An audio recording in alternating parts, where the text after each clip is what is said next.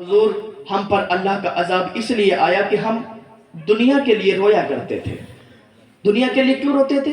کہتے تھے دنیا جب ہمارے پاس آتی تھی تو ہم خوش ہو جایا کرتے تھے، اور دنیا جب ہمارے پاس سے چلی جاتی تھی تو ہم غم میں آ جاتے تھے۔ تو دنیا پاس آنے اور جانے کا کیا مطلب؟ کہ پیسہ جب ہمارے پاس آ جاتا تھا تو ہم خوش ہو جاتے تھے، اور جب پیسہ چلا جاتا تھا تو ہم پھر غم میں آ جاتے تھے کہ پیسہ کیسے کمایا جائے۔ اور آج ہم بھی یہی کر رہے ہیں کہ پیسہ ہو چاہے جیسا ہو کسی طریقے سے کمایا جائے۔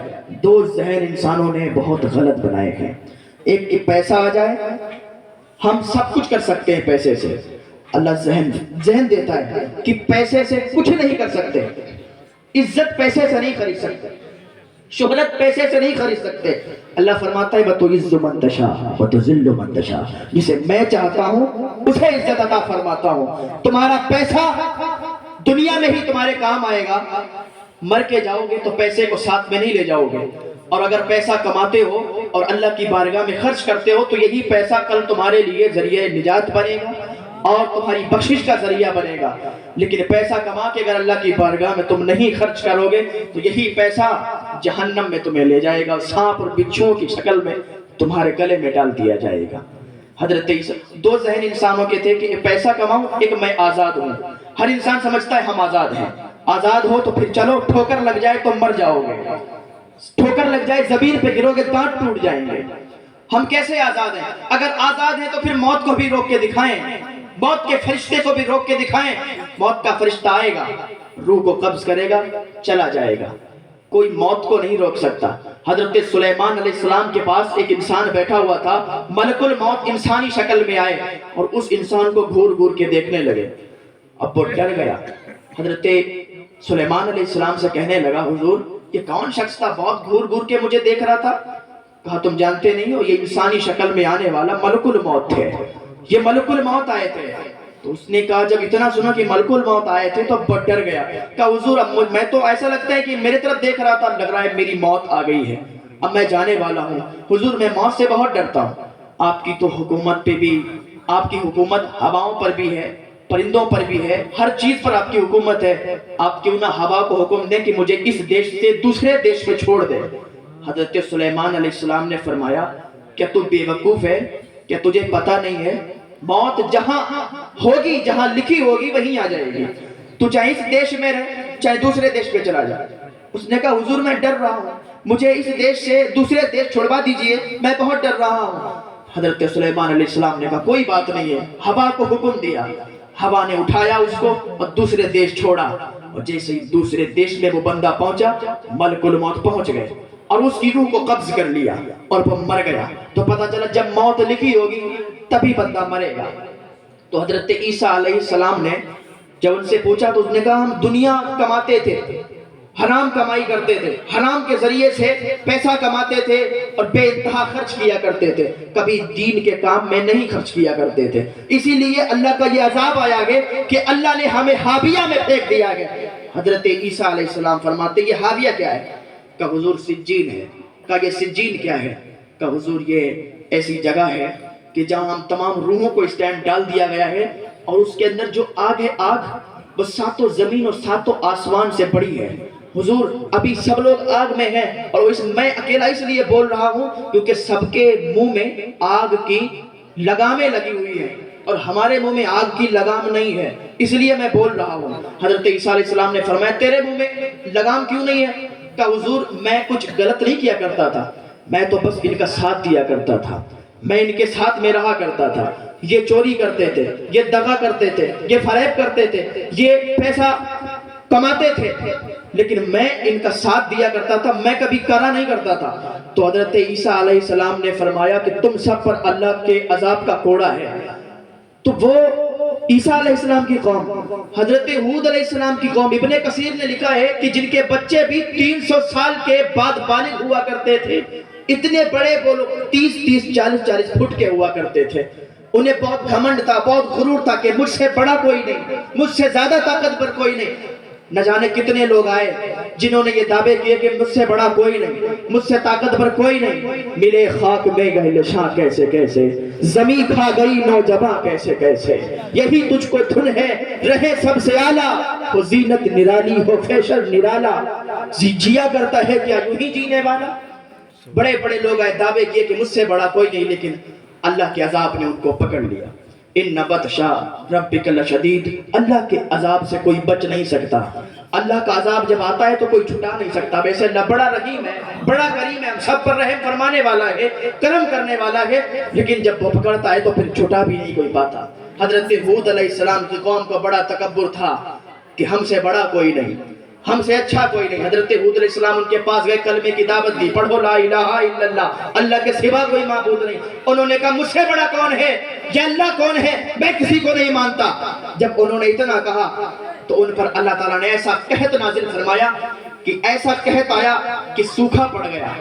جنہوں نے بکریوں کو کھایا، جانوروں کو کھانا شروع کیا، چوہے بلی تک کو نہیں چھوڑا، پتوں کو کھا گئے۔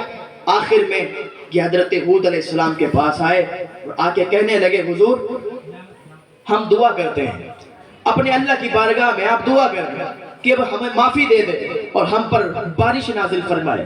تو حضرت ہود علیہ السلام نے کہا کہ جاؤ تم بیت اللہ شریف، اور بیت اللہ شریف جا کے تم دعا کرو، اللہ تعالیٰ تمہاری مدد فرمائے گا۔ یہ سارے کے سارے لوگ بیت اللہ گئے اور جانے کے بعد انہوں نے دعا کی تو 3 بادل آئے، 3 بادل آئے، ایک کالا تھا، ایک سفید تھا اور ایک لال تھا۔ تو آواز آئی کہ پسند کرو کون سا بادل پسند کرنا چاہتے ہو۔ تو ان لوگوں نے سوچا جو لال بادل ہے اس میں بھی پانی نہیں ہوگا، جو سفید بادل ہے اس میں بھی پانی نہیں ہوگا، جو کالا بادل ہے گھٹا چھائی ہوئی ہے اس میں پانی ہوگا، چلو یہی مانگتے ہیں کہ مجھے یہ بادل چاہیے۔ جب ان لوگوں نے بادل کالے کی تمنا کی تو کالا بادل چلنے لگا اور اسی بستی کے قریب آ گیا جہاں پر یہ سارے کے سارے لوگ رہتے تھے۔ اللہ نے حکم دیا ایک فرشتے کو کہ اس میں چھید کر دیا جائے۔ فرشتے نے عرض کیا مولا اس میں کتنا چھید کروں، بیل کے نتھنے کے برابر کر دوں؟ تو اللہ نے فرمایا اگر بیل کے نتھنے کے برابر اس میں چھید کرو گے تو پوری دنیا تباہ ہو جائے گی، پوری کائنات تباہ ہو جائے گی، ایسی ہوا اس کے اندر سے نکلے گی۔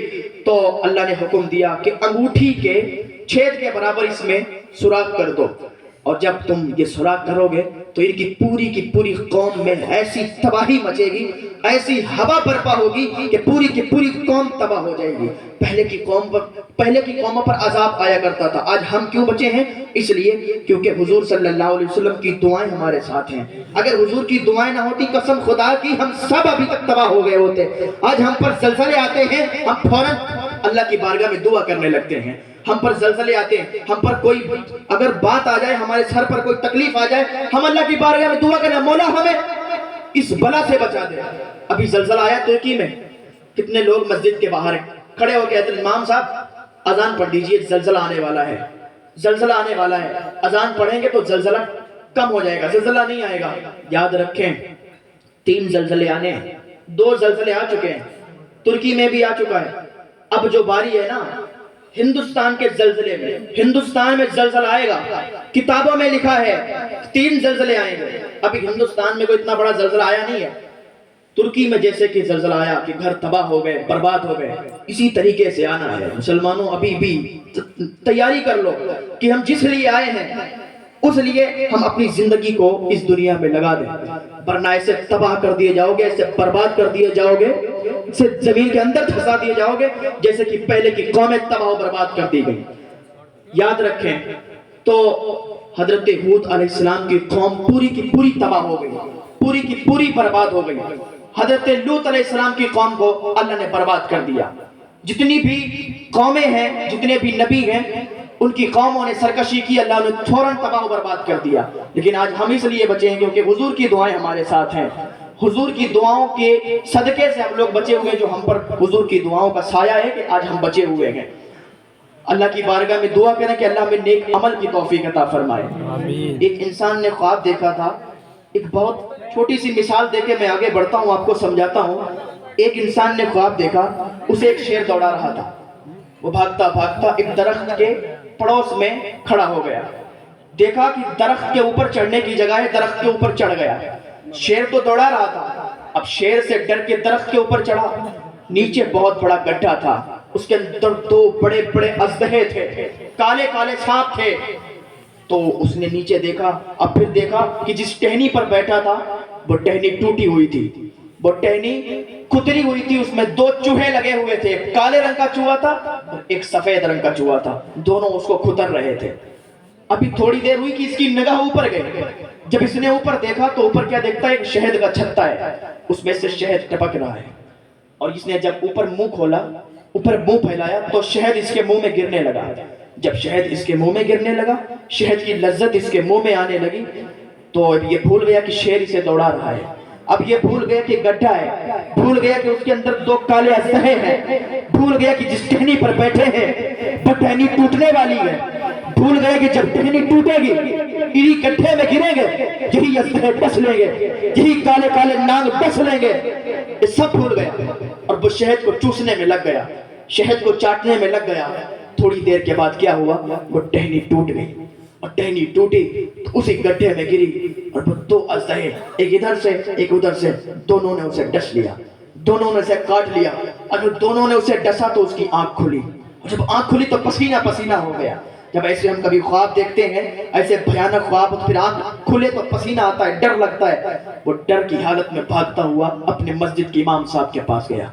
کہنے لگا, حضور میں نے خواب دیکھا تھا, ایک شیر دوڑا رہا ہے, گڈھا ہے, جس ٹہنی پر بیٹھا تھا وہ ٹہنی ٹوٹنے والی تھی, 2 چوہے کتر رہے تھے کالے سفید رنگ کے, لیکن اوپر میری جب نگاہ گئی تو شہد کا چھتا تھا, اس سے شہد ٹپک رہا تھا. میں نے منہ کھولا تو ساری لذت آنے لگی, میں بھول گیا. حضور وہ کیا تھا, اس کی تعبیر بتائیں. تو مسجد کے امام نے کہا کہ وہ شیر کوئی شیر نہیں تھا. کہا حضور پھر کیا تھا؟ کہا وہ شیر نہیں تھا بلکہ تیری موت تھی, جو ہر وقت تجھے دوڑاتی رہتی ہے. تو اپنا برتھ ڈے مناتا ہے, تو سال گزرنے پر خوشیاں مناتا ہے کہ ہماری زندگی میں 1 سال اور بڑھا. وہ تیری زندگی میں 1 سال بڑھا نہیں ہے, 1 سال ختم ہوا ہے تیری زندگی کا. ویسے تو موت کا کچھ پتہ ہی نہیں ہے, میں ابھی بول رہا ہوں, آگے لفظ بول پاؤں گا نہیں بول پاؤں گا, میری زبان یہیں پہ بند ہو جائے گی. مجھے تو یہ بھی پتہ نہیں کہ میں ایک سانس لے پاؤں گا یا نہیں لے پاؤں گا. زندگی کا, موت کا کوئی پتہ نہیں ہے کہ کب آئے اور یہ زندگی ختم ہو جائے. کہتے ہیں وہ تیری موت تھی جو تجھے ہر وقت دوڑاتی رہتی ہے اور تو اس سے بھاگتا رہتا ہے, وہ تیرا پیچھا کرتی رہتی ہے. کہا حضور سمجھ گیا, وہ شیر نہیں تھا بلکہ وہ موت تھی ہماری. لیکن وہ گھڑا کیا تھا؟ کہا وہ گھڑا جو تھا نا وہ تیری قبر تھی. اور کہا اس کے اندر 2 کالے کالے اژدہے اور کالے کالے سانپ. کہا وہ تیری قبر کے اندر وہ تیرے گناہ تھے جو تو گناہ کرتا ہے نا. تو کہتا ہے جھوٹ بول دیتا ہے, زبان سے گالی نکال دیتا ہے, تو سمجھتا ہے کہ گناہ ہی نہیں پڑ رہا. وہ تیرے گناہ تھے جو تو گناہ کر دیتا ہے. تو چھوٹے چھوٹے گناہ سمجھ کے گناہ کرتا ہے, لیکن وہ تیرے بڑے بڑے گناہ ہوتے ہیں. وہی اژدہوں کی شکل میں, وہی سانپ بچھوؤں کی شکل میں تیری قبر میں چھوڑے جائیں گے. یہ تجھے بتایا گیا. کہ حضور ٹھیک ہے سمجھ گیا, وہ قبر تھی, وہ گناہ تھے, لیکن جس ٹہنی پر بیٹھا تھا وہ ٹہنی کیا تھی؟ جس ٹہنی پر بیٹھا تھا وہ ٹہنی کیا تھی؟ کہا وہ تیری زندگی تھی, وہ تیری زندگی تھی. کہا ٹھیک ہے حضور. اور جو 2 چوہے کتر رہے تھے اس کو, ایک کالے رنگ کا تھا اور ایک سفید رنگ کا تھا. کب وہ کوئی چوہے نہیں تھے بلکہ وہ دن اور رات تھے. دن آتا ہے رات چلی جاتی ہے, رات آتی ہے دن چلا جاتا ہے, اور تیری زندگی کے دن ایسے ہی ختم ہوتے جاتے ہیں.